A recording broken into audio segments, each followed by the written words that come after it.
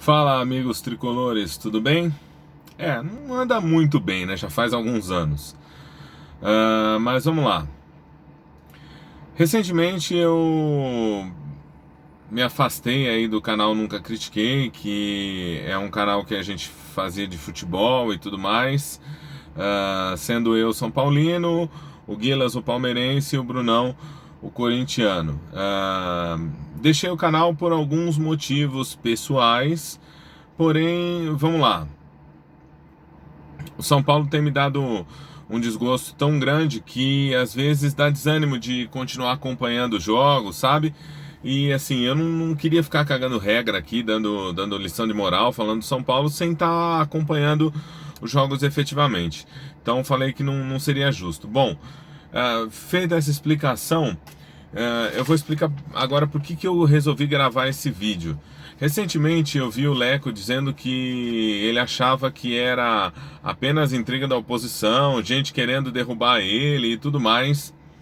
E eu tive o cuidado de fazer o seguinte: fazer o levantamento do São Paulo nos últimos dois campeonatos brasileiros, para a gente falar de retrospecto, tá? Nós estamos numa fase muito ruim. O ano passado o São Paulo ainda ficou líder no primeiro turno e tudo mais, mas eu quero que vocês acompanhem comigo esse raciocínio, tá? Para ver se é isso que vocês querem também para o São Paulo Futebol Clube. O São Paulo, nesse campeonato brasileiro, ele conseguiu fazer 6 pontos contra Fortaleza, Botafogo e Chapecoense. Só esses três: Fortaleza, Botafogo e Chapecoense. Tá bom?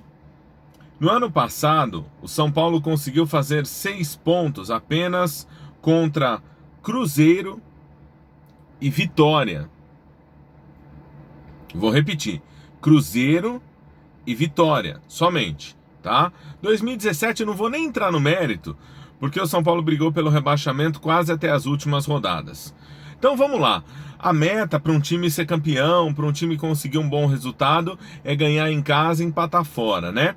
Então vamos fazer a conta aqui dos jogos que o São Paulo fez 4 pontos nesse ano e no ano passado, tá? São Paulo esse ano, 2019, conseguiu 4 pontos contra Santos, Atlético. Quando eu falo Atlético é o de Minas, tá? O único Atlético que não precisa de sobrenome é o Mineiro, o resto precisa. E Ceará. Foram os jogos que o São Paulo fez 4 pontos esse ano. Os times que o São Paulo fez 4 pontos esse ano. E ainda faltam Inter, né, e CSA. Mas o Inter a gente provavelmente vai ter muita dificuldade no jogo dessa quarta-feira, dia 4 de dezembro, e o CSA a gente teve dificuldade em casa, então acredito que a gente vai ter dificuldade fora para fechar o brasileiro e ver se a gente vai conseguir uma vaga direta para a Libertadores ou se vai ter que ir para aquela tenebrosa pré que o São Paulo passou esse ano. Bom, no ano passado, se a gente for pensar em 4 pontos, tá? Que é como a gente trabalha com a meta de que um time para ganhar ele tem que ganhar fora e empatar em casa. São Paulo conseguiu 4 pontos contra o vice-campeão, que foi o Flamengo. O São Paulo conseguiu 4 pontos contra o Atlético do Paraná. Conseguiu 4 pontos contra o Botafogo, Santos, Bahia, Corinthians, Ceará, América Mineiro, Sport e Paraná.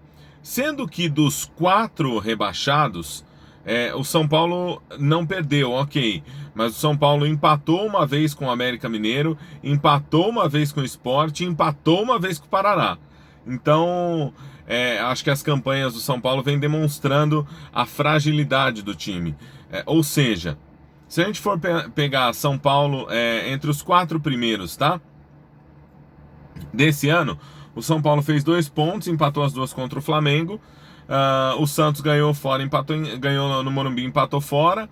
Ok, o Palmeiras, o São Paulo fez 1 ponto. E o Grêmio 1 ponto.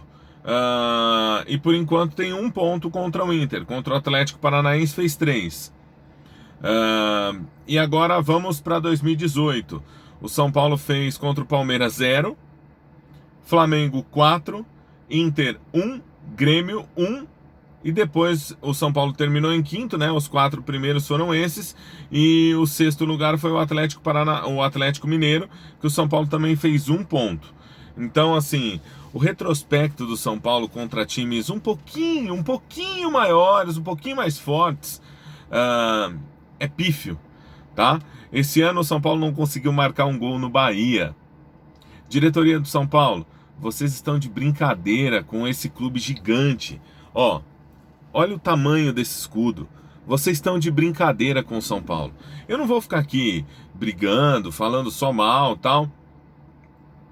Esse ano o São Paulo acho que teve acertos. A contratação do Dani Alves foi um acerto.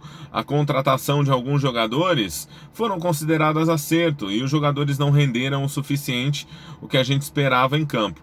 Então, paciência, acho que não dá para se fazer. Mas também contratando o Cuca, esperando ele 2 meses para vir. E depois o Diniz, que nem técnico é, né? O Diniz nem técnico é. Se o São Paulo é um clube um pouquinho mais sério, só um pouquinho mais sério. O Raí interrompia a coletiva do Diniz no último jogo, quando ele disse que o São Paulo daqui 8 meses vai estar jogando melhor que o Fluminense, que escapou do rebaixamento essa semana com a vitória do Vasco. Não foi com a vitória do Fluminense, não, foi com a vitória do Vasco. Se o São Paulo é um clube um pouquinho mais sério, ou o Leco ou o Raí tinha interrompido a entrevista coletiva e falado assim: Diniz, a partir de agora a gente toca a coletiva daqui, você está demitido, um grande abraço. Assume a cadeira e começa a responder as perguntas dos repórteres. Isso é uma coisa que eu acho que o São Paulo deveria ter feito. Bom, vamos falar um pouquinho só de saldo. O São Paulo esse ano, ele fez 35 gols até aqui, tá? 35 gols no Campeonato Brasileiro e ele já jogou 36 jogos, faltam 2. O São Paulo tem um retrospecto melhor somente em gols marcados que Botafogo, que tem 30, e os 4 rebaixados, por enquanto. Cruzeiro 27, CSA 23, Chapecoense 27 e Avaí 17.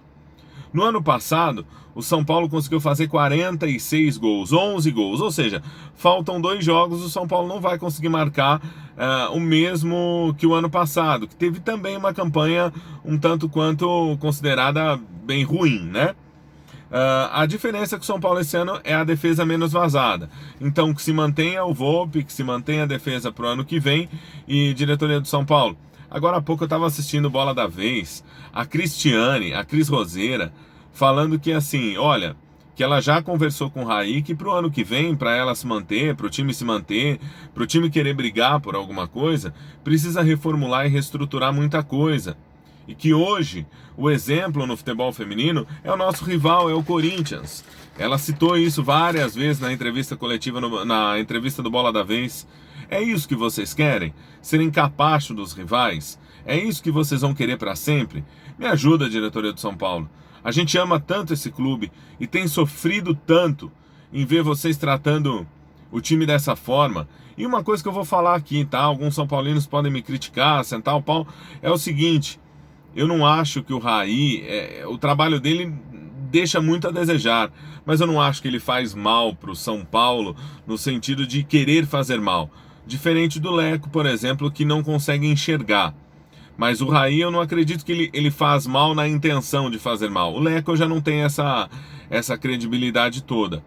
E eu acho que o São Paulo precisava de caras como um Lugano, caras como um Chulapa, que sempre foram considerados pau na mesa, para colocar ordem no vestiário e botar esses caras para funcionar. Pro ano que vem, precisamos de um técnico. Nós não temos um. Nós temos um arremedo de técnico aí, que quer que o São Paulo daqui 8 meses esteja jogando melhor que o Fluminense. Entenderam? Vocês entenderam isso? É sério que vocês entenderam isso e isso passou batido? Não sei se o Luxemburgo seria a melhor opção, mas melhor que o Diniz, sem dúvida ele seria. Tá bom? Meu grande abraço. Fazia tempo que eu não falava do São Paulo, mas resolvi falar hoje. Tem quase 10 minutos de vídeo aí, eu vou colocar no YouTube. Espero que vocês gostem, acompanhem. E se quiser que a gente fale mais do São Paulo, eu falo também. Grande abraço.